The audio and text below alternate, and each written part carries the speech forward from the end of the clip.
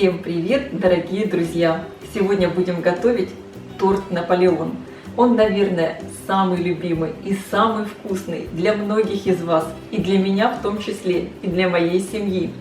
И, конечно, в каждой семье наверняка есть свой рецепт этого торта. Есть он и у нас. И сегодня будем готовить торт Наполеон по нашему семейному рецепту. Вы только посмотрите на эту красоту. Я вас уверяю, такой торт вы не купите в магазине.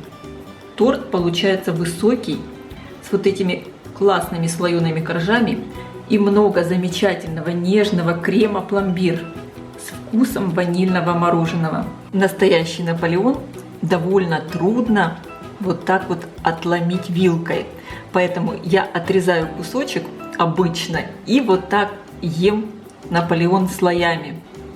И каждый вот этот кусочек слоеного теста с кремом будет со своим вкусом, потому что верхний корж будет более такой хрустящий, нижние слои будут более пропитанные. Это невероятно вкусно.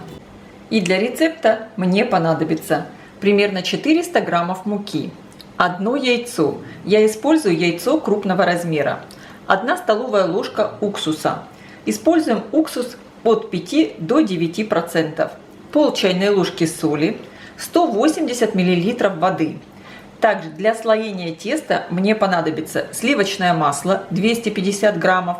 Я его только что достала из морозильной камеры. И 150 граммов муки. В воду я добавляю соль, уксус.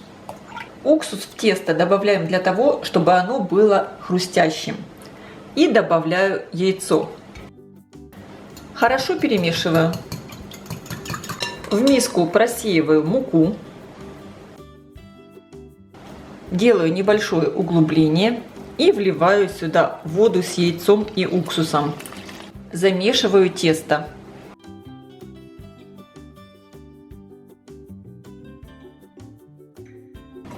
Собрала все в один ком и теперь домешу тесто на столе. Стол слегка подпыляю мукой. Тесто надо хорошо вымесить примерно в течение 5-7 минут. Тогда оно получится эластичным и будет хорошо растягиваться. Если вы чувствуете, что тесто получилось слишком мягким, конечно, можно добавить немного муки. Посмотрите в итоге, какое тесто у меня получилось. Оно абсолютно не прилипает к рукам, оно нежное, но вместе с тем упругое. Тесто подкатываю в шар и закрою его пищевой пленкой. Оставлю тесто отдохнуть минут на 15. Подготовлю масло для слоения. Просеиваю 150 граммов муки. Сливочное масло я буду натирать на крупной терке. Натираю масло и периодически перемешиваю его с мукой. Натертое масло перетираем с мукой и соединяем в один ком.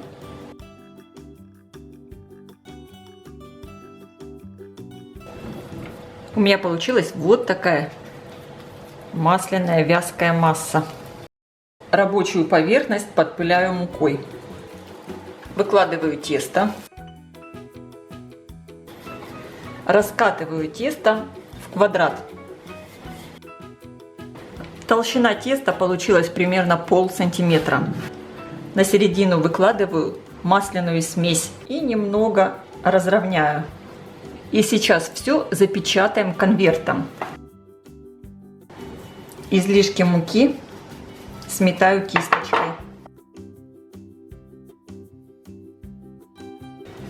У меня получился вот такой конверт. Тесто я перевернула швом вниз. Хорошо закрываю пищевой пленкой. Перекладываю его на доску и отправляю в холодильник на полчаса. Когда прошло полчаса, достали тесто из холодильника. Рабочую поверхность подпыляю мукой. Выкладываю тесто швом вниз и раскатываю в прямоугольный пласт. Раскатываем не спеша, чтобы тесто не порвалось и чтобы в нем равномерно распределилось масло. Я раскатала тесто толщиной примерно 1 сантиметр. В первый раз не надо раскатывать слишком тонко. Сейчас тесто мне надо будет свернуть конвертом. Для этого сначала я его сверну вот таким образом. Подгибаю один край, сметаю излишки муки и сверху накрываю вторым краем. Тесто я разворачиваю и немного прокатаю в длину, для того, чтобы удобно было его свернуть конвертом. Теперь подворачиваю с этой стороны, сметая излишки муки, и накрываю второй стороной. Получается, я первый раз раскатала тесто и свернула его конвертом. Всего таким образом тесто мне надо будет раскатать и сложить конвертом 3 раза. Каждый раз после раскатки отправляю его в холодильник на 30 минут. Снова хорошо закрываю тесто пищевой пленкой, выкладываю швом вниз на доску и отправляю в холодильник на 30 минут. Я буду раскатывать тесто второй раз. Выкладываю снова швом вниз. Если надо, подпыляем тесто мукой. Самое главное, раскатывайте не спеша, тогда тесто не будет рваться. Сейчас я раскатала тесто толщиной примерно пол-сантиметра. И снова буду его складывать конвертом. Излишки муки обязательно сметаем. Тесто разворачиваю и снова немного прокатаю. И снова сворачиваю конвертом. Отправляю тесто в холодильник снова на полчаса. Раскатывать 3-й раз.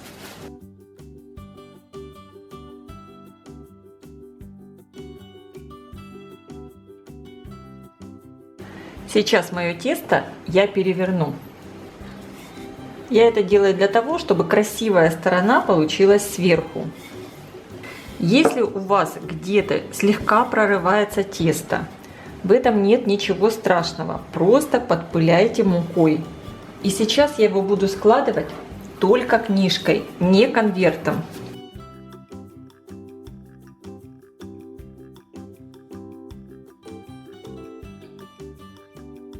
Закрою пищевой пленкой и снова отправлю в холодильник примерно на 2 часа. И через 2 часа из этого теста уже можно выпекать любые изделия, какие вы хотите. Приготовим крем. И для этого мне понадобится 350 мл жирных сливок. Жирность не менее чем 33%. 500 мл молока, 200 граммов сахара, 60 граммов кукурузного крахмала. Я использую именно кукурузный крахмал. С ним крем получится более нежный и шелковистый. Но, конечно, можно использовать и картофельный крахмал. 2 яйца. Я использую яйца крупного размера. 100 граммов сливочного масла, щепотка соли. И также в крем буду добавлять экстракт ванили 2 чайные ложки. В первую очередь поставлю кипятиться молоко. В отдельной миске смешаю сахар, соль и крахмал. Перемешиваю.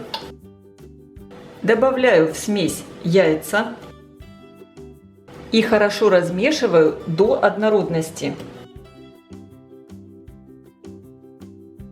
Молоко у меня уже закипело. И теперь часть молока я вливаю в яйца с сахаром и крахмалом при постоянном помешивании. Остальную часть молока возвращаю на плиту. И вливаю сюда обратно яйца с молоком.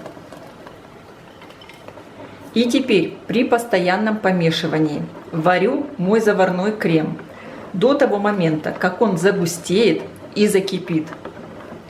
Очень важный момент. Крем надо все время хорошо, интенсивно размешивать, чтобы он не пригорел. Крем очень быстро начинает густеть. Посмотрите, на поверхности у меня уже появились пузыри. Крем закипел, и я его выключаю. Крем я уже сняла с плиты, но посмотрите, он еще как будто продолжает кипеть. Поэтому еще продолжаю его размешивать. Сразу же в горячий крем добавляю сливочное масло и 2 чайные ложки экстракта ванили. И перемешиваю.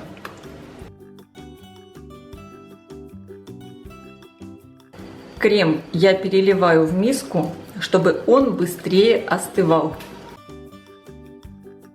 Закрываю миску пищевой пленкой, причем пленку опускаю прямо поверх крема, чтобы не образовывалась корочка. Оставляю крем на столе, чтобы он остыл до комнатной температуры, а затем поставлю в холодильник, чтобы основа была холодной. Тесто я достала из холодильника, оно у меня там лежало пару часов. Сейчас я его разрежу на 5 частей, у меня будет 5 коржей. Абсолютно не надо из этого теста готовить очень много коржей, потому что они получаются невероятно слоеные, так как тесто здесь именно такое классическое слоеное.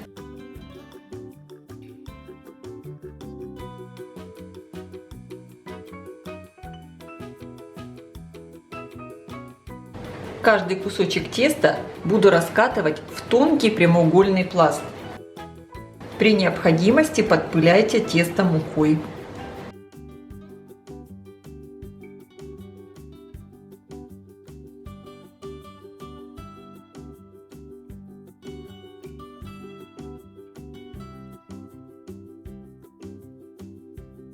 У меня получился пласт теста шириной 23 сантиметра и длиной 30 сантиметров. При выпечке тесто немного сожмется. Переношу тесто на противень. Противень я застелила силиконовым ковриком. Конечно, можно выпекать и на пергаментной бумаге. У меня на противень помещается 2 пласта теста. Сейчас точно таким же образом раскатаю еще один кусочек теста. Накалываю тесто вилкой, чтобы оно при выпечке не вздулось. Духовка у меня хорошо разогрета до 220 градусов. И сейчас тесто я отправляю выпекаться в хорошо разогретую духовку примерно на 10-12 минут. Коржи должны хорошо подрумяниться. Конечно, вы смотрите по своей духовке.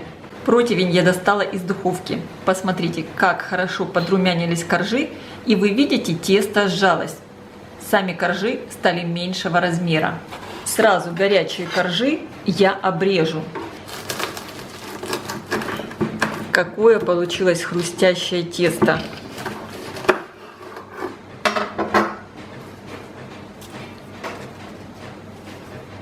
Посмотрите, какое слоеное.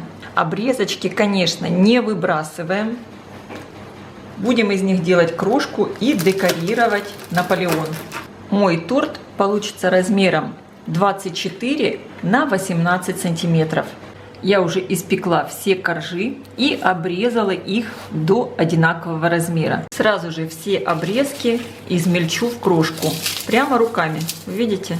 Это очень легко сделать, когда коржи хорошо подсушены.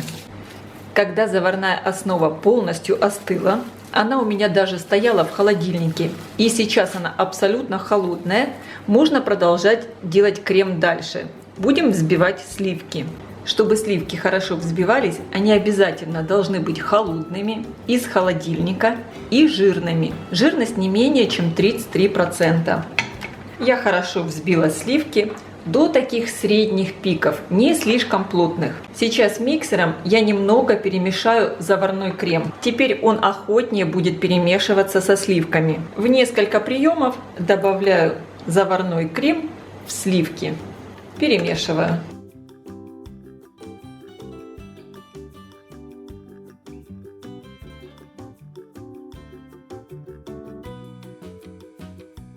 Мой крем для Наполеона уже готов. Сейчас будем промазывать коржи кремом. Распределяю крем ровным слоем. Выкладываю следующий корж и, конечно, таким образом промазываю все коржи. Выкладываю последний, 5-й корж. Немножечко прижимаю все.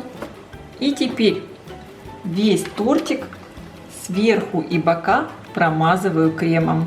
Слоеное тесто совсем не сладкое, поэтому по желанию можно в крошку просеять 1 столовую ложку сахарной пудры и перемешать.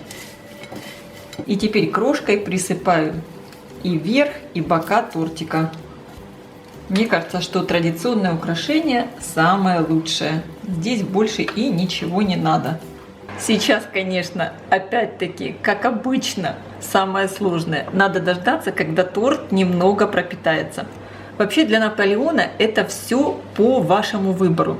Если вы любите, чтобы коржи были хрустящие, пусть торт постоит хотя бы 2 часа и пропитается. Если вы любите коржи более мягкие, тогда дайте ему больше времени. Можно отправить его в холодильник на ночь, а на следующий день наслаждаться его удивительным вкусом. Торт стоял у меня в холодильнике примерно 3 часа. Мы все любим, когда коржи чуть хрустящие. Торт Наполеон, как и медовик, как и многие другие торты, надо заранее доставать из холодильника, чтобы он прогрелся, и тогда коржи будут более вкусные. И, конечно, я сейчас попробую этот чудный Наполеон.